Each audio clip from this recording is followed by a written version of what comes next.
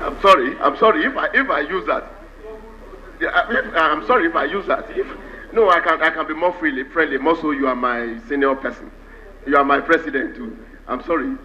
But the point I'm struggling to make is that the spirit and intent of the application of criminal justice law is to stop this kind of practice.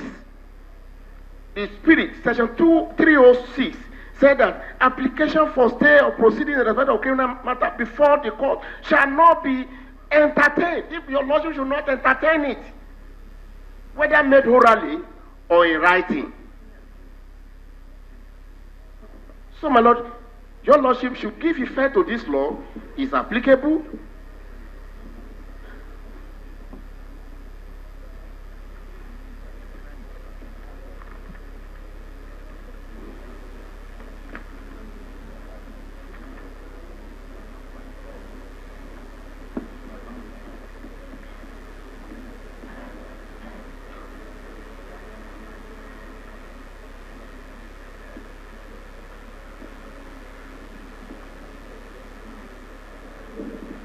My lord, I want to address your lordship on section 396.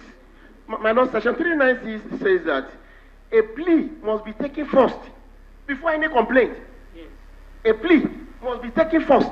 Any objection they may have can be raised thereafter. Yes. That is the whole essence of section 396 of the Administration of Criminal Justice Law. Yes. So, my lord, they cannot be jumping on and be raising it and staying in their house and say, no, I'm not coming before that tribunal. I have a defense. I have preliminary objection. It should be here. I urge your lordship to stand the case down, enable the learned senior advocate to produce his client as he has promised on Friday. My lord, the law cannot be taken for granted. Learned senior advocate, as a very respectable member of the legal profession in this country, we accorded you the greatest respect when you undertook before us that day that you will produce. But I said I noted it.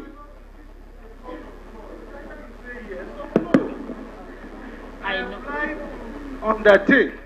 I'm a lawyer. I noted that, and that is even the reason why we tarried in the execution. I understand, and I have given 2 reasons, and I am not. You are not the one saying he should not come. No, I am not the client. The client has a constitutional right.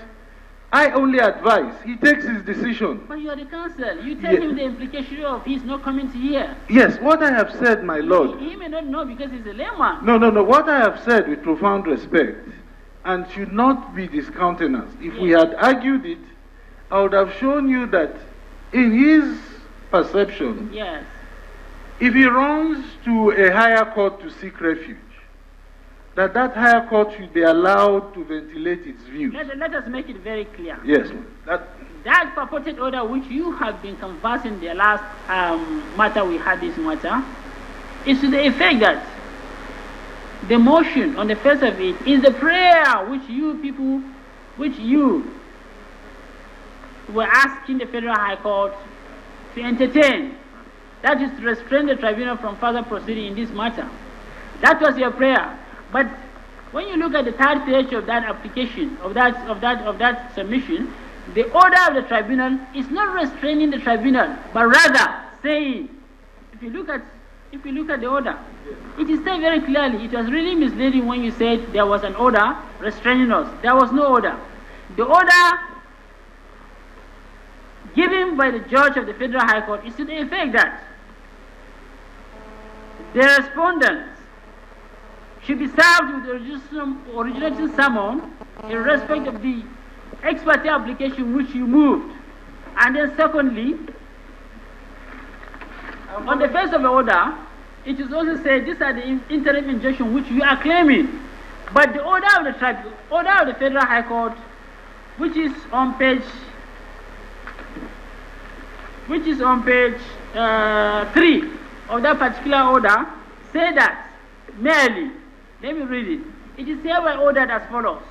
An order is hereby made directing the respondents to appear before this court on Monday, the 21st of September 2015, and show cause why the interim orders of injunction being sought by the plaintiff applicant, that is you, cannot be made. Second order is to the effect that all the respondents should be served with the originating summons filed in this suit, its accompanying affidavit, the motion on notice for interlocutory injunction, the motion exported for interim orders of injunction, the affidavit of urgency, and all the exhibits attached to the barrier's affidavit filed. Thirdly, the order says hearing notices shall also be served on all the respondents. Then fourthly, the return date for the respondents to appear before the Federal High Court and show cause shall be the 21st of October 2015. And the fifth order, which is the last, says these orders are made pursuant to the provisions of the Order 26, Rule 10 of the 3rd and 13 of the Federal High Court Civil Procedure Rules. There is nowhere in the order given by the Federal High Court which say it has restrained this tribunal from further continuing with the hearing of this matter. Please, you see, can I respond, we are all sir? ministers in the Temple of Justice. Can I respond, sir? Please. Just to, where an order is given to a tribunal or to a court to show cause why the order should not be made. We must interpret it very literally. Literally is that don't do anything until you come and show cause. There is nothing very specific. No, that is the clear meaning of the order. You are imputing interpretation. No, sir. We are all lawyers with profound respect. But you cannot interpret. You cannot impute what has not been stated very clearly. Yes, I'm saying, my lord, that is the meaning of the order. Because if you are to come and show cause why the order should be made, why should one overreach that order, that proposed order sought, when you are to show cause why it is not to be made? No, and this respect, sir, is reciprocal. You see, with the High Court, and Code of Conduct Tribunal, they are all learned brothers. It's true. And if one says to the other, hold on, come and show me why I should not grant this order, implicit in that is that do not do anything to tamper with my ability to say yes or no. But the question also remains that, do you think the Federal High Court has supervisory jurisdiction to restrain this tribunal from conducting proceedings? And that's what we would like the Court of Appeal to the liberty of the defendant in this matter. That is a live issue, and we should not. I am of the view. Yes. And there are decisions. It happened to the National Industrial Court. Yes. It was a decision. I mean, it was a superior court. It was a court cited in the Constitution. Yes. But at the end of the day, Chukwuene GSC held that it was an inferior tribunal. NJC or where? No, the National Industrial Court. Yes. And that led the National Industrial Court to look for amendment at the National Assembly, yes, to place it as a Section 6 court. At the moment, the Code of Conduct Tribunal is not a Section 6 court. And so, but those are arguments that we will ventilate properly, yes, for guidance of future generations of Code of Conduct Tribunal in future. But I want you to abide your mind to the National Judicial Council guidelines on appointment of judges and members of the Code of Conduct Tribunal. My Lord, sir, let me give you an example.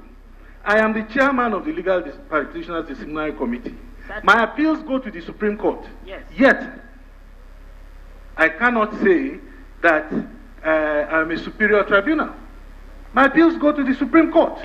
That is to say with the Disciplinary Court of Appeal, Disciplinary Committee on Legal Practitioners, yes, right? Yes. But that does not apply to the Code of Conduct Tribunal. I'm saying, my Lord, that if we are looking at the ladder of where an appeal goes to, it is not determinant of whether that court is superior or inferior. Neither is how the members are appointed. I don't think if we make narrow submissions to summarize this, yes, and then your lordships may decide the matter.